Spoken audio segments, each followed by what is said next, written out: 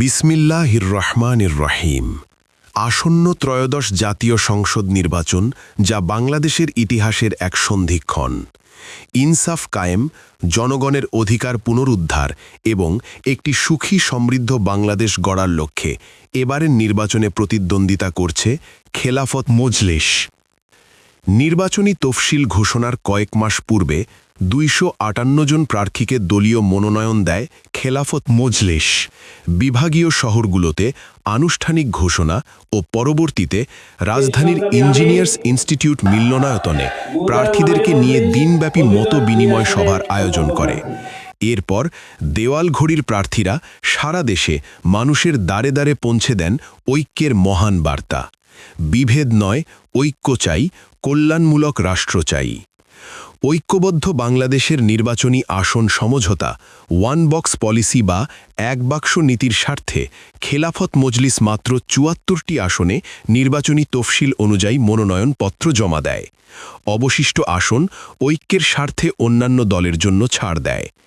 যাচাই বাছাই শেষে ৭৩ জনের প্রার্থিতা বৈধ ঘোষণা দেয় নির্বাচন কমিশন। দেশপ্রেমিক ও ইসলামী শক্তির বৃহত্তর ঐক্য টিকিয়ে রাখার স্বার্থে প্রার্থিতা প্রত্যাহারের শেষ দিন এসে জাতীয় রাজনীতিতে আবারও ত্যাগের এক অনন্য দৃষ্টান্ত স্থাপন করে খেলাফত মজলিস। নিকট ভবিষ্যতে জাতি তা যথাযথভাবে মূল্যায়ন করবে বলে আমরা বিশ্বাস করি। ১১ দলীয় ঐক্যের অন্যতম শরিক দল খেলাফত মজলিসের প্রার্থীরা দেওয়ালঘড়ি মার্কা নিয়ে বিভিন্ন আসনে লড়ছেন। প্রার্থীরা সকলেই শিক্ষিত, সৎ ও সংশ্লিষ্ট আসনের সমস্যা সম্ভাবনার বিষয়ে ভালোভাবেই অবগত। সময় এসেছে সঠিক সিদ্ধান্ত নেওয়ার। আসুন জেনে নিই আপনার এলাকায় দেওয়ালঘড়ি প্রতীকের কাণ্ডারীদের পরিচয়। তালিকার শুরুতে রয়েছেন সংগঠনের কেন্দ্রীয় নেতৃবৃন্দ।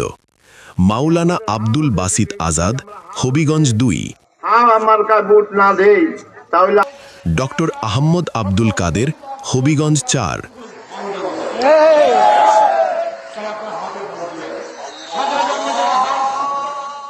মাওলানা সাখাওয়াত হোসেন, খুলনা ৪। মাওলানা আহমদ আলী কাসেমি, কিশোরগঞ্জ ১।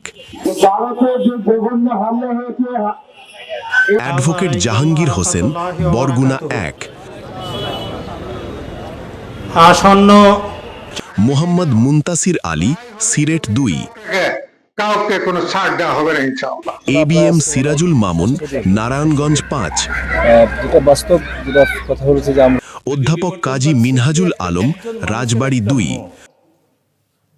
এটা কোনো বৈজ্ঞানিক তত্ত্ব নয়। মুহাদ্দিস শেখ মোহাম্মদ সালাহুদ্দিন, মানিকগঞ্জ ২। মাওলানা আহমদ বিলাল, মৌলভীবাজার ৩। মুফতি আবুল হাসান, সিলেট ৫। ডাক্তার জহির উদ্দিন আহমদ, পটুয়াখালী ৪। মুফতি আশরাফ আলী, ঢাকা বিশ্ব। মাওলানা সোলাইমান খান, কুমিল্লা ৭। হাফেজ শেখ মোস্তাক আহমদ, সুনামগঞ্জ ৩। হাফেজ মাওলানা আব্দুল কাদির, সুনামগঞ্জ ৫। সরোয়ার আলম বাবু, নীলফামারী ২। মাওলানা মুর্শেদ আলম মাসুম, নোয়াখালী ৩। কেন দেওয়ালঘড়ি? কারণ এই প্রতীকের প্রার্থীরা কোনো দুর্নীতিবাজ কিংবা কালো টাকার মালিক নন।